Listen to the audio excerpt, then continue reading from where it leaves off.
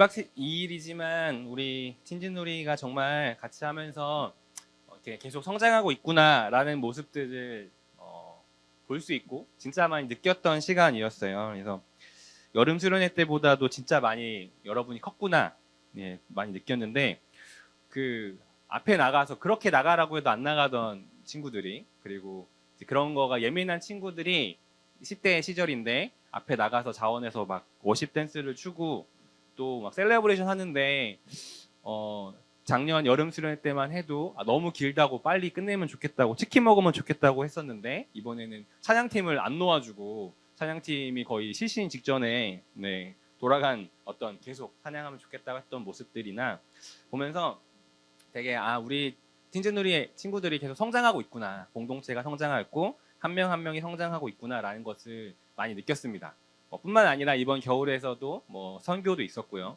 또 우리 앞에 이렇게 남자 근우랑 승겸이 주원이가 이렇게 찬양하는 모습을 보면서도 이거는 정말 하나님 살아계셔야 가능한 일이다. 쟤네들이 저기 나와서 이렇게 찬양을 하고 있다니 보면서 오늘도 되게 감격스럽고 그렇습니다.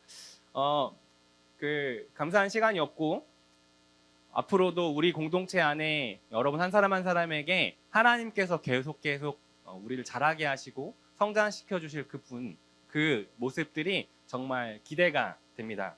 여러분도 기대하셨으면 좋겠어요. 우리 공동체에, 그리고 한 사람 한 사람에게, 나에게 하나님께서 더욱더 역사하시고 자라게 하신 그 하나님을 함께 기대하는 마음으로 또 이제 한 페이지를 접고 또 새로운 한 페이지를 시작하면 좋겠습니다. 그런 의미에서 이번에 못 간 친구들이 많아서 많은 건 아니고 있었던 친구들이 있어서 미리 여름 수련회 날짜를 알려줘야겠다. 내가 겨울 수련회 날짜를 안 알려준 나의 책임이다. 이거는 여행을 가고 이런 잡은 거는 전적인 나의 책임이다 해서 미리 날짜 알려줍니다. 7월 26, 27, 28이에요. 7월 26, 27, 28. 갑자기 스케줄이 있는 척해 왜 갑자기? 왜 그때요? 7월 26, 27, 28이에요. 예. 네? 뭐라고요? 왜요? 갑자기 왜? 7월 26, 27. 7월이요, 7월. 10월 말고 7월이요. september 맞나? 네. september 아닌데. 줄라이. 네. 7월 26, 27, 28. 작년에 우리 여름에 갔었던 안성 그 더라이트 HK 연수원으로 갈 거예요. 그래서 기억하시고 혹시 엄마가 이때 여행을 가자 잡는다고 하면 여러분이 먼저 이때는 수련회가 있다라고 얘기를 하셔서 날짜를 조절하시길 바라며 그때는 여기 있는 모든 친구들과 모든 선생님들이 함께 다 가서 그 자리에서 예배하고 또 서로 교제하는 시간 갖기를 기대합니다. 네, 꼭 체크해 두세요. 알겠죠? 네. 자, 이제 내일이면 다들 개학이죠? 개학 맞죠? 와, 축하합니다, 여러분. 드디어 이제 개학이에요. 우리 또 1학년, 야, 중1 손 들어봐, 중1. 이제 중학교 올라가는 애들. 야, 니네 중1이야? 와, 박수! 와. 야, 이제 교복 입고 이제 학교 가고. 고1, 이제 고1 되는 우리. 와, 고1. 와, 박수. 야, 진짜. 쟤네가 고1이라니. 쟤네 중2 때 진짜 애기 같은 콧 막 흘리고 다니고 막 그럴 때 보였는데. 고1이라니. 이제 고3. 자, 고3 손 드세요. 와. 손 왜 안 들어? 뭐야, 멘탈. 저기 멘탈 나간 것 같은데. 네, 고3까지. 네, 이제 우리 3월달 새 학기가 시작됐는데 모두 이제 힘내시기를 바랍니다.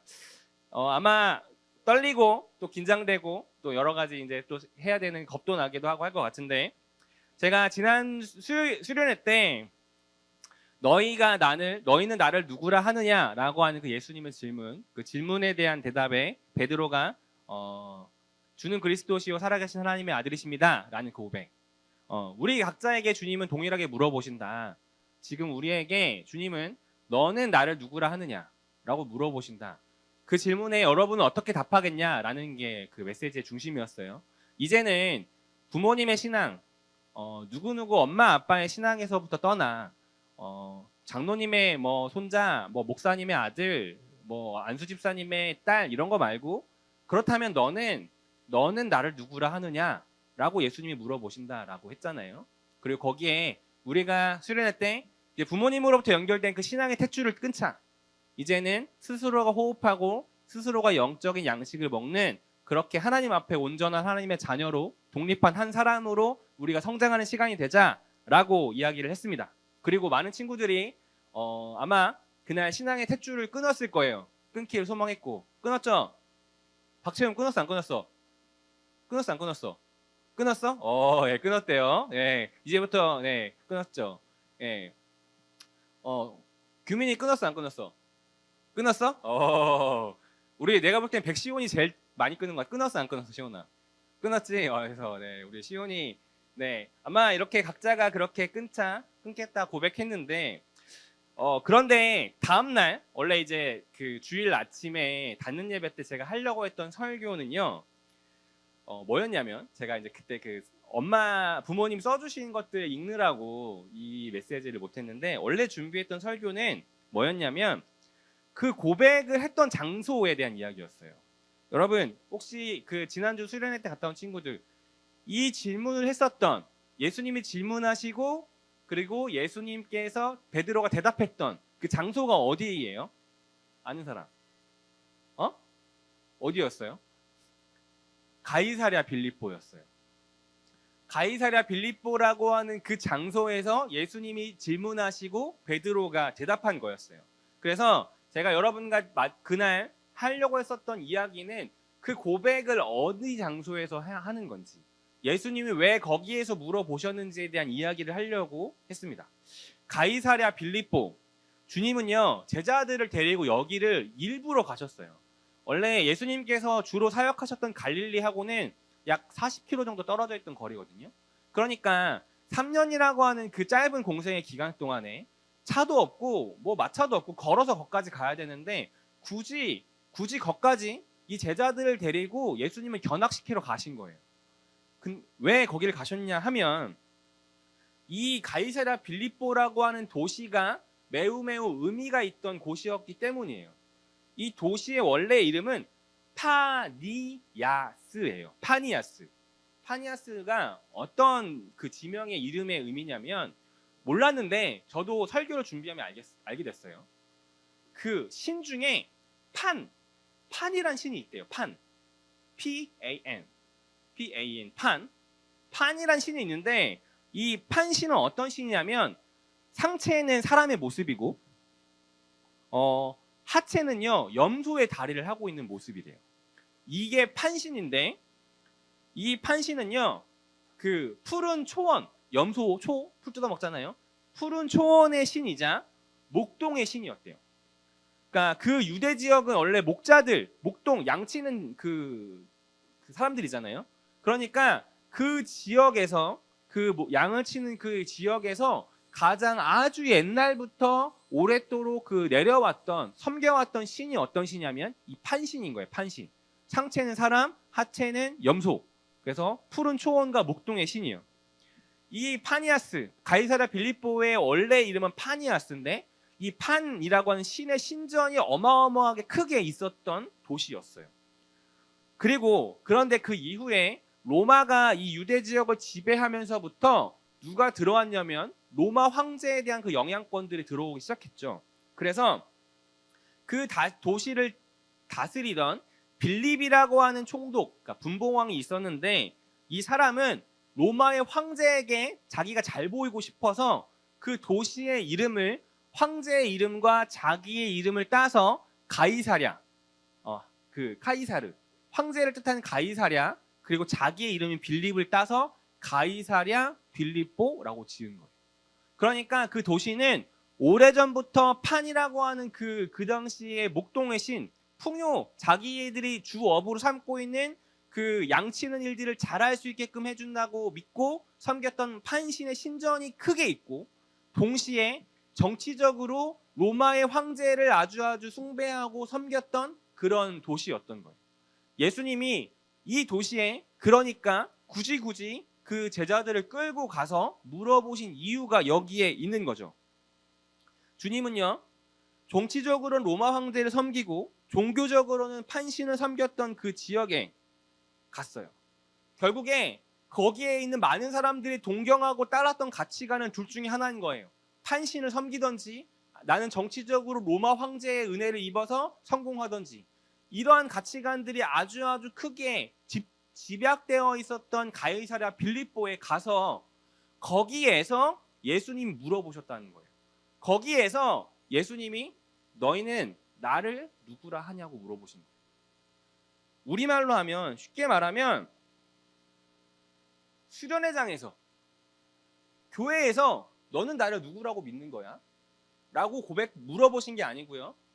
여러분이 다니는 강남동 대치동 학원에서, 평촌 학원가에서, 여러분이 있는 그 학교에서, 혹은 가고 싶었던 외고 간판 있는 데서, 자사고 간판 있는 데서, 서울대학교 간판 있는 그 서울대 입구에서, 어마어마하게 그 돈과 부유함이 있는 그 이태원 한복판에서 막 스포츠카들이 막 다 질비한 그곳에서 여러분에게 물어보는 거예요.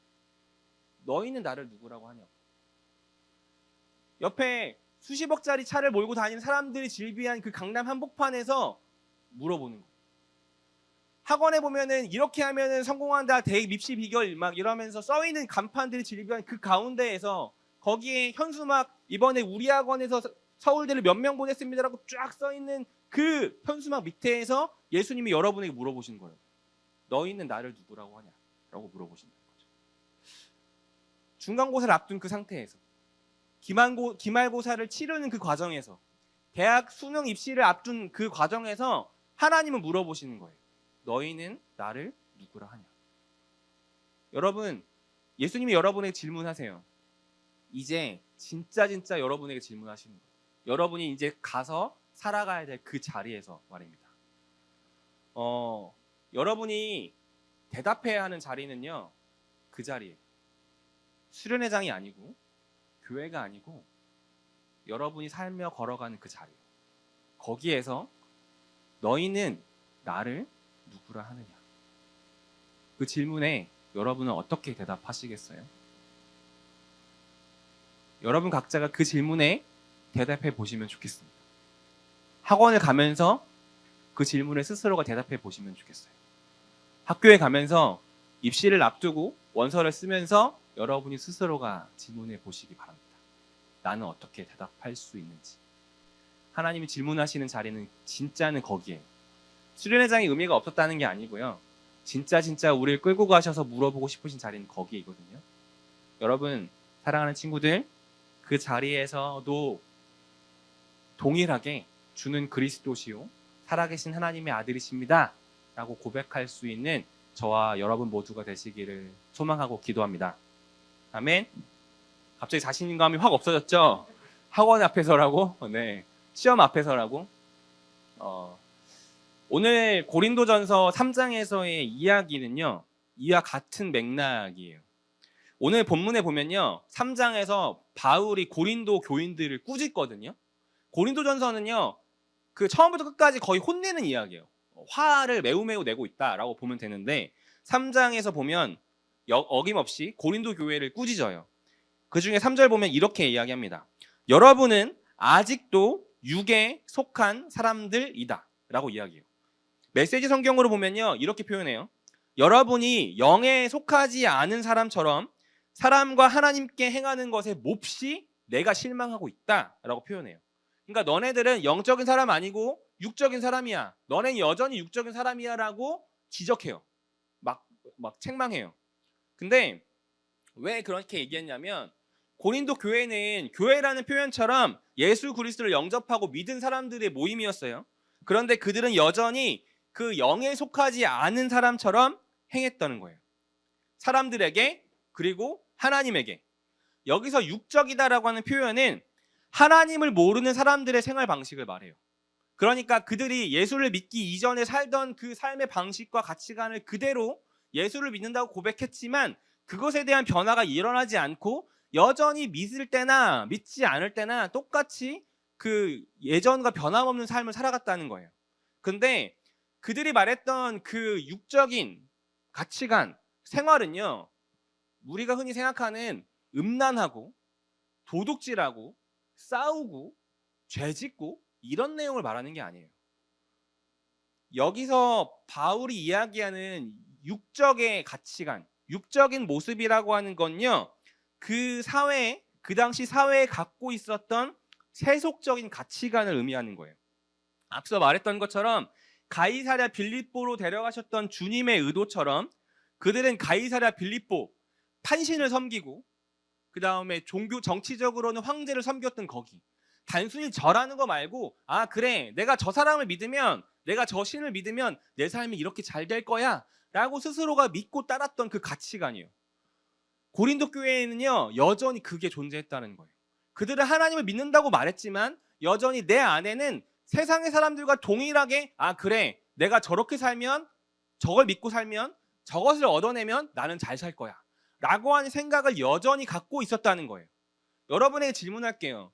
여러분은 예수를 구주로 고백하지만 여전히 세상에 있는 사람들과 여러분의 삶의 가치관은 다른가요? 같은가요? 같은 일들을 하며 살아가지만 그 안에서 여러분의 가치관은 다른가요? 같은가요? 예수를 믿는다고 하지만 여전히 내가 서울대에 가지 못하면 내 인생은 실패한 거라고 생각하고 내가 여전히 외모적으로 더 뛰어나고 예쁘지 않으면 나는 내 삶은 의미가 없다고 생각하고 내가 조금 더 좋은 직장에 가고 의대에 가고 법대에 간 사람들이 훨씬 더 좋은 성공한 인생이라는 가치관이 있다면 여전히 우리 부모님의 신앙보다는 우리 부모님의 경제력이 더 중요한 가치관이라고 여러분은 배우고 그렇게 생각하며 살아간다면 여러분은 지금 책망받는 고린도 교회의 모습과 동일하다는 거예요. 저와 선생님들도 마찬가지입니다. 우리 예수님을 쉽게 고백하지만 믿는다고 하지만 여전히 내 삶의 가치관은 세상에서 말하는 성공의 가치관과 별반은 차이가 없다면 우리는 여전히 육에 속한 사람들이라는 거예요. 다시 반복해서 말하면요. 우리는 지난주 또는 캄보디아 선교지에서 주님을 나의 구주로 고백했어요. 그것이 의미가 없다는 게 아니에요. 하지만 진짜 우리가 주님을 고백해야 하는 장소는 어디냐면 우리의 학교이고 학원이고 가정이고 직장이에요. 거기에서 예수님이 우리에게 질문하실 때 어떻게 대답할 수 있냐는 거죠. 거기에서 여전히 나는 주님을 그리스도시요 살아계신 하나님의 아들이십니다라고 고백할 수 있는가를 물어보신다는 거예요. 그리고 그 고백은요. 단순히 입술로 하는 고백이 아니고 나의 가치관이 예수 그리스도께서 보여주신 그 복음의 가치관으로 따라가는 건지 아니면 입으로는 고백하고 그리스도인이라고 말은 하지만 여전히 나의 생각과 가치관은 내가 믿지 않은 친구들이 바라보고 지향하고 있는 삶의 모습과 별반 차이가 없는지 여러분 스스로가 질문해 보시고 답하시기를 바랍니다. 그런데 여러분에게 앞으로 끊임없이 그 질문과 유혹들이 올 거예요. 시험과 유혹이 찾아올 거예요. 거기에 여러분들이 잘 중심을 잡고 싸워 이기셔야 합니다. 그렇다면 그 시험, 육적이라고 하는 그 세상의 가치관이 뭘까? 단순히 말하는 뭐 세상적이다, 세속적이다 말을 하는데 단순히 그게 뭘까? 그러면 뭐 서울대 가지 말라는 건가요? 갑자기 주민이와 세우미가 마음 위로를 얻고 그래 오늘 은혜 받았다. 집에 가서 엄마 아빠 저 은혜 받았습니다. 저는 세속적인 가치관을 따르지 않을 거예요. 저는 서울대를 포기하겠습니다. 저는 대학을 가지 않겠어요. 저는 주님을 따라 선교주로 하겠습니다. 이런 말은 아니에요. 그런 의미 아니에요. 대학을 좋은 데 가는 게 나쁘다는 말하는 게 아니에요. 그게 아니라 우리가 같이 살아가는데 거기에서 무언가를 바라보고 이루기를 소망하며 살아가냐를 물어보는 거죠. 갑자기 얘기했더니 그래요. 저는 오늘부터 예성이가 축구를 그만두겠습니다. 저는 해외 진출을 거부할게요. 저는 오늘부터 가장 낮은 시골 마을에 가서 아이들을 가르치고 축구하며 그 무엇보다 축구를 좋아하시는 담임 목사님을 기쁘게 하기 위해 매일같이 주일마다 축구하는 걸로 저를 영광 돌겠습니다. 이런 거 의미하는 거 아니에요. 프로 가시고 해외 진출 가고 하세요. 근데 여기서 말하는 세상적인 가치관이 뭐냐? 그 이후의 이야기를 바울이 9절까지 이야기로 해요. 그 9절까지 이야기를 보면요. 바울파, 아볼로파, 게바파, 그리스도파로 교회가 분열되어 있음을 이야기해요. 분열에 대한 것들을 지적하면서 잘못됐다라고 이야기하거든요. 여러분, 바울이 이야기하는 성경에서 이야기하는 세속적인 가치관이 뭔지의 부분이 여기에 있어요. 무엇이 이들이 성숙하지 못한 거라고 지적받고 있는지 바울이 혼을 내고 있는지 말하고 있어요. 뭐냐면 바울파, 게바파, 아볼로파, 그리스도파로 나눠져 있던 모습이에요. 단순히 싸우지 말라 이거 아니고요.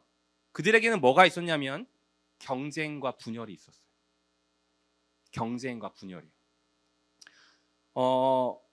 고린도 교회 안에는 4가지 파로 나눠져 있었는데 이거는 단순히 바울 선생님을 더 좋아해요. 저는 박상희 목사님을 더 좋아해요. 박신혜 목사님이 더 좋아요. 최정원 목사님이 더 좋아요. 뭐 이런 배종원 목사님도 좋아요. 이런 의미가 아니고 내가 속하고 내가 믿고 따르는 게 더 우월하고 더 뛰어나다라고 믿고 상대방을 바라보고 지적했던 모습이요. 그러니까 계속해서 비교와 경쟁이 그들 안에서 일어났던 거예요. 내가 더 잘하는 거야. 야, 너 저거밖에 안 되는 인간들이잖아. 내가 더 뛰어내. 내가 더 예수 잘 믿어. 라고 하는 그런 비교와 경쟁이 그들 안에서 계속해서 일어났던 것을 의미하는 거거든요. 바울이 말하는 육적인 태도는요, 어린아이 같이 이전의 가치관을 따른다는 것은요, 바로 이런 모습을 말하는 거예요. 비교와 경쟁이요. 근데 잘 생각해 보세요, 여러분. 이게 남의 일 같나요? 우리와 상관없는 일인가요? 우리 안에서는 우리 비교하고 경쟁하지 않는데요? 여기 안에서는 그럴 수 있지. 하지만 여러분이 살아가야 하는 여러분의 가이사랴 빌립보인 곳에서는 그렇게 하나요? 여러분의 학원에서 학교에서는 여러분 비교와 경쟁을 안 하나요? 비교와 경쟁을 하잖아요. 여러분이 원하지 않더라도 여러분은 1등급부터 9등급까지 비교로 성적이 매겨지고 대학으로 여러분의 성적이 매겨지고 비교가 경쟁이 되고 외모로 서로를 평가하고 인스타 팔로워 수가 몇 명인지로 서로를 평가하고 판단하고 경쟁하고 비교와 경쟁이 여러분 가운데 있잖아요. 여러분이 살아가는 사회는 여러분을 계속해서 비교하고 경쟁하라고 부추기잖아요. 바울은 이것이 세속적인 가치관이라고 말하는 거예요. 그거에 편승해서 따라가는 나의 모습이 잘못됐다라고 이야기하는 거예요. 우리가 예수 그리스도를 구주로 고백함으로 발견하는 새로운 가치관, 그건요, 그때 이야기한 것처럼 그 고백을 통해 내가 누구인지를 알게 된다라고 말했잖아요. 주는 그리스도시고 살아계신 하나님의 아들이십니다라고 고백하면 예수님께서 그래 베드로야 네가 누구인지를 내가 알려줄게. 네가 나를 알아본 것처럼 이제는 네가 누구인지를 알아보게 해줄게 라고 말하면서 너는 베드로 곧 반석이다. 내 위에 내 교회를 세우겠다 라고 말씀하셨습니다. 오늘 말씀에도 보면 9절에 바울은 이렇게 이야기해요. 우리는 하나님의 동역자요 여러분은 하나님의 밭이며 하나님의 건물입니다. 여러분, 우리가 이제 살아가야 되는 이 학기 가운데 여러분을 끊임없이 몰아올 유혹과 시험들 가운데 여러분 이 고백을 하시기를 바랍니다. 주는 그리스도시요 살아계신 하나님의 아들이십니다. 여러분, 이 고백은요 여러분이 누구인지를 보게 해줄 거예요. 끊임없이 여러분을 비교와 경쟁의 가치관으로 몰아붙이는 그 세상 가운데에서 우리는 다른 정체성을 갖고 있는 존재라는 것을 보게 해줄 거예요. 우리 모두가 언제나 변함없는 주님의 반석이시며 우리 위에 하나님의 교회를 세워가는 그 반석이며 하나님의 집이며 밭이라고 하는 그 사실을 주님은 우리에게 보게 해줄 겁니다. 사랑하는 친구들, 이제 시작되는 진짜 여러분의 그 실전 가운데에서 그 시험과 유혹이 올 때마다 고백하기 바랍니다. 주님은 그리스도시고 살아계신 하나님의 아들이십니다. 여러분 그 고백을 여러분이 누구인지를 알게 해줄 거예요. 세상의 가치관에 분리되어서 오직 하나님의 자녀로서의 정체성을 갖고 살아갈 수 있게끔 여러분을 일깨워 줄 겁니다. 여러분은 누구냐면 하나님의 집이고 하나님의 밭이에요. 주님의 교회를 세워가는 거룩한 반석입니다. 여러분 그 정체성을 기억하며 그리고 그 정체성에 걸맞게 이 학기도 살아가는 우리 모두 되기를 바랍니다. 이제 진짜 실전이에요. 믿고 경험하고 배운 대로 여러분의 가이사랴 빌립보에서 오늘의 고린도전서의 그 믿음의 승리를 이루는 모두가 되시기를 주님의 이름으로 축원합니다.